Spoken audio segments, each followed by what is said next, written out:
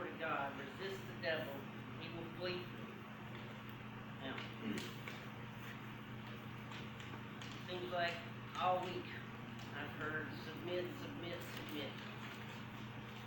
And then this morning, that's what he tells me to John. Alright. Anyway, he says, submit yourselves to God, resist the devil, and he will flee from you. Now, this is not the first time I've even heard this scripture this week. But, talking about submission, what does it mean to submit? It means to obey. It means to surrender your own will for someone else's will. It means to realize that you, in this situation, it means to realize that our own thoughts, our own actions, our own way of doing things is not the best way, and that God's way is the best way. Okay? Now, here it says, submit yourself therefore to God, resist the devil, and he will flee from you. So there's two different commandments here, is to submit ourselves to God and resist the devil. Okay? Which basically go hand in hand, but it is still two commandments. Okay? So we have to submit our will to the will of God and then resist the influence of the devil on our lives.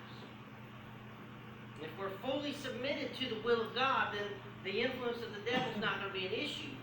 But, you see, once we submit ourselves to God, we've got to make sure we're not submitting ourselves to the will of the flesh as well.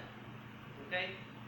Because the will of the flesh is the will of the devil, and that's going to mess up the whole situation. It's kind of like telling yourself, I'm a Christian, but, and as soon as you, like I said before, as soon as you say that but word, you totally negate what you said before. Okay? So we have to submit ourselves to God, to the will of the Father, and resist the devil. And then what does it say? He will flee from you. He will flee from you. The influence of the devil will no longer be there because he runs from us. Why? Because the will of the Father is in us. Where the will of the Father is, sin cannot exist. You see, that's the whole point of it, is that once we submit our will to the will of the Father, then the Father comes in, and the Father cannot be where sin is because sin will flee, it has to flee from him. So if you're out, you always hear people talk about how, the devil's after me, the devil's working, the devil's doing this, the devil's doing that. Well, if you want him to stop, submit yourselves therefore to God, resist the devil, and he will flee. Simply because once we submit ourselves to God, God comes and dwells with us, and sin, the fleshly desires, all those things can't hang around. Now I'm going to jump over to Romans 13 and 1.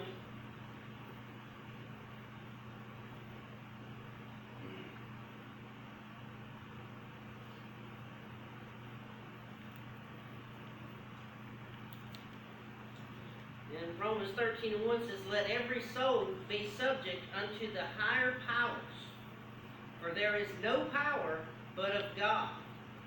The powers that be are ordained of God.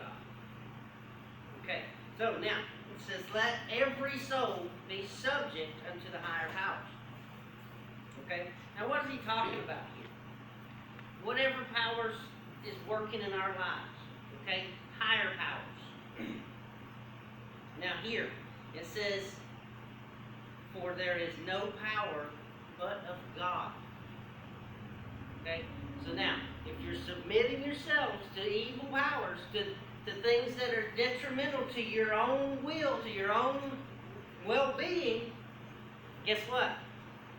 You're allowing those things to do that. You're giving them the power to do that. Because it says, for there is no power but of God. And our submission is what gives those things power. Okay? So it says, let every soul be subject unto the higher powers, which are the good powers, which are the things that are of God. It says, the powers that be are ordained of God. Okay? So, a lot of the Bible stories we see, it says that an angel came and spoke to someone, or an angel came and did something for someone. Well, guess what happened there? When the angel was able to work, there was a submission. That person was subject to that, which allowed them to work. You see, because they were ordained of God. You see, you have to know what's what. We have to know that they are the higher powers. We have to know what's going on. And in order to do that, we have to submit ourselves to God. Okay? So, let's talk about submission a little bit here. I wrote down a little bit of commentary. This is a little bit of my own commentary, but a little others mixed in. The submission is a choice and should not be seen as a weakness, but as a strength. When we choose to submit our will into God's will, it is a sign of obedience and trust.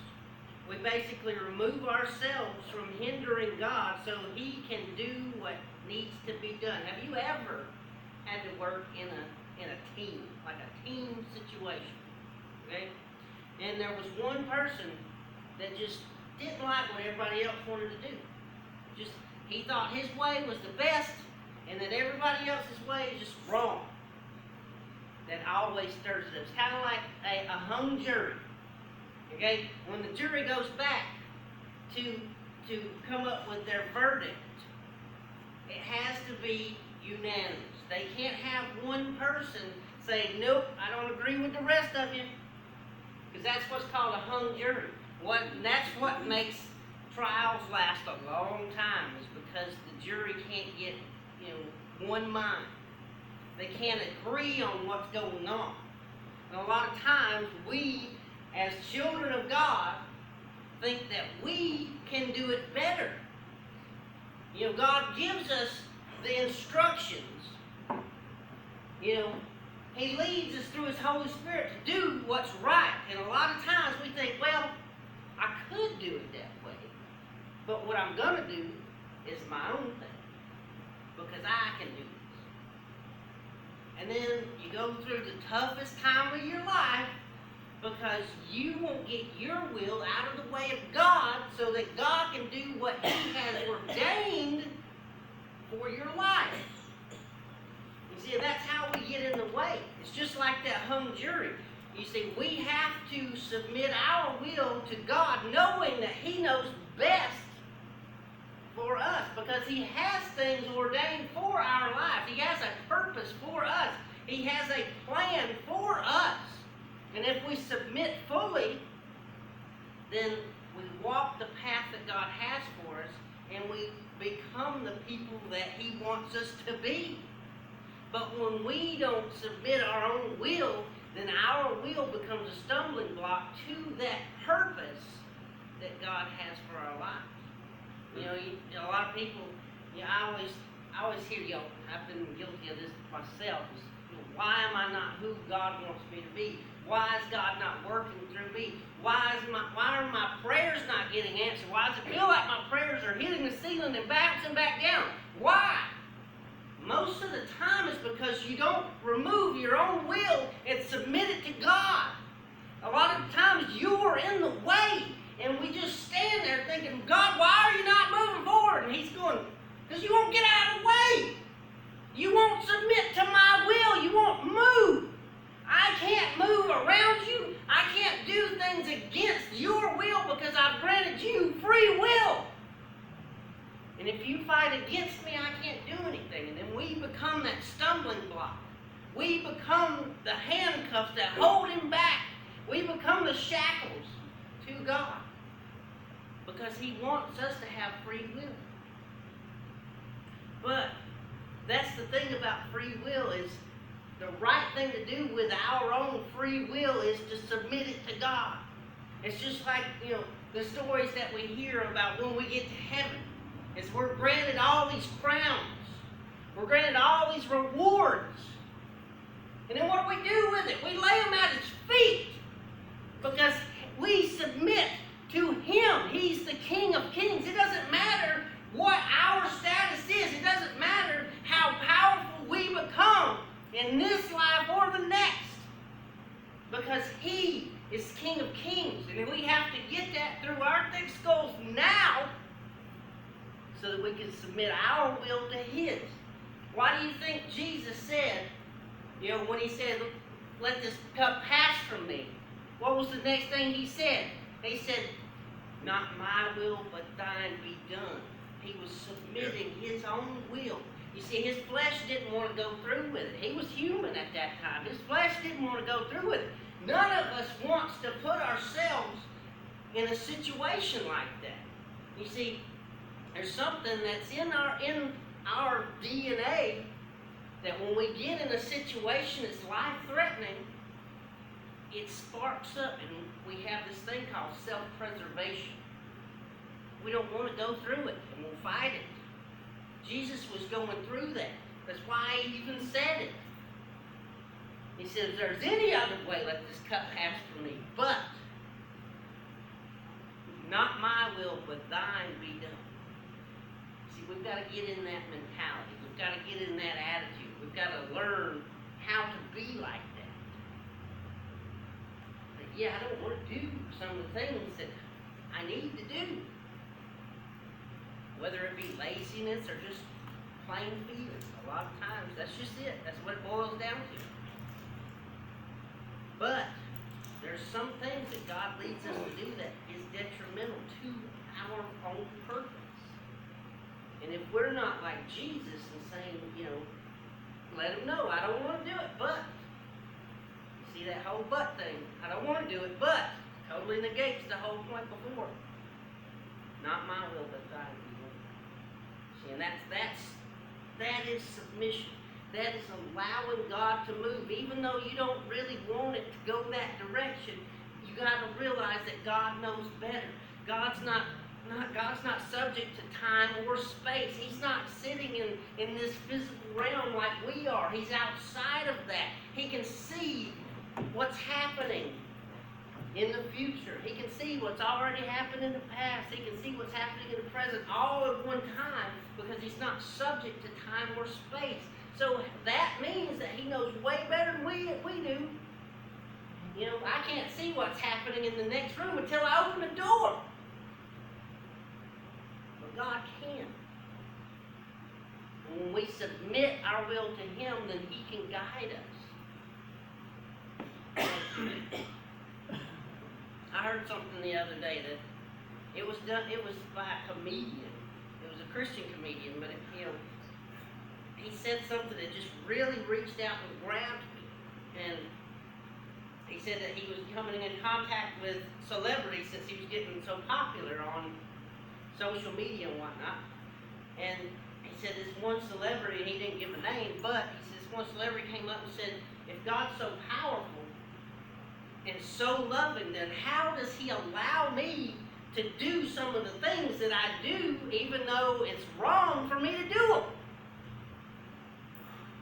And he said, have you ever driven a car going somewhere you've never been before and used a GPS to get there? He said, yeah. He said, have you ever made a wrong turn before? Yeah. He said, that GPS doesn't give up on you. It reroutes and tells you how to get back on the right track from where you are. You see, that's what submission is. When we don't submit, then we make the wrong turn.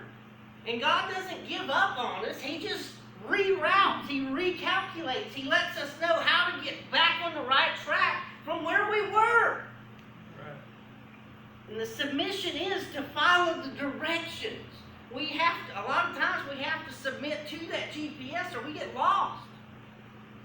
Now granted, I have submitted to a GPS that took me way out of the way before, but that GPS is not God.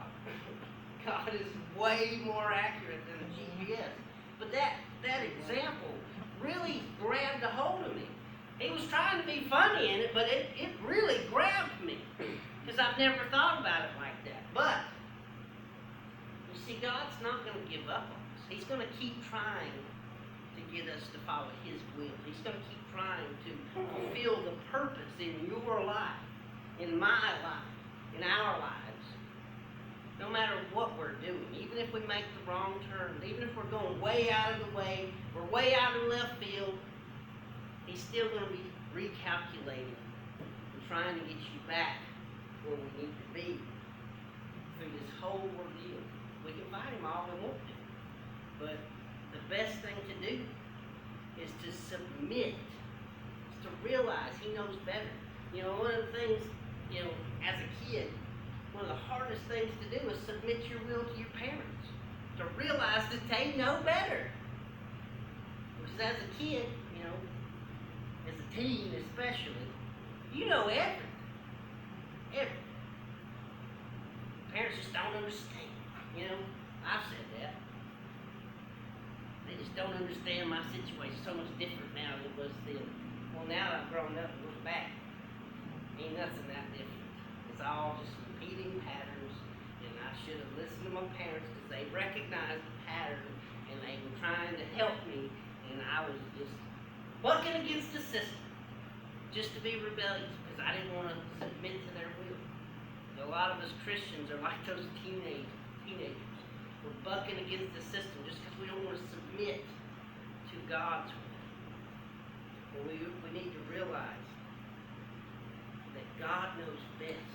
God knows what we've gone through. Why do you think He came here in the flesh? Why do you think this day represents what it does? It's because He loved us enough to remove Himself. You know, there's a lot of people that really stress how Donald Trump gave up his lifestyle, gave up all that money that he was making to come and be president for free because he wanted to help the American people. But we don't say the same thing about Jesus a lot of times. We don't stress it enough that yeah, he wasn't just a billionaire.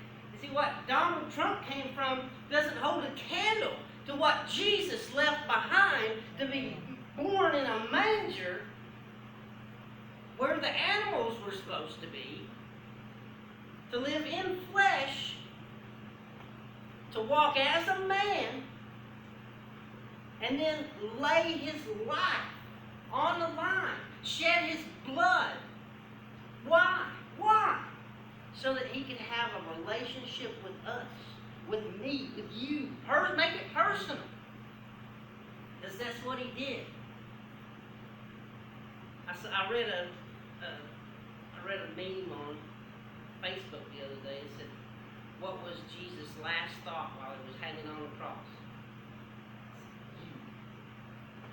What was His last thought? He was thinking of you. He was thinking of me because He wanted to relieve us of the sin that was on our lives so that we didn't have to work so hard to have a relationship with Him. See, now He's made a way. Now He's making intercession to the Father for us so that we can have a relationship with Him, so that we can have salvation. See, that's what this whole day represents. And it all stems from the submission of Jesus' flesh, the will of Jesus' flesh. He submitted it to God's will, to the plan that God had. Because He could have, like, you know, I was watching a video the other day, He could have called down as many angels as He needed to. He could have wiped out the whole human race. All He had to do is say one word. He didn't have to do it. He didn't. But He submitted His will, the fleshly will that He had when He came down and took on flesh. He submitted that will to the purpose that He was here for, which was our salvation. He shed every drop of blood for our salvation. And then on the third day He rose and finished the job by ascending to heaven and letting His disciples know that the things that I did, you will do greater here on earth. And I was going to set something to bless you this morning. Are there any comments or questions? I like the reference you made about the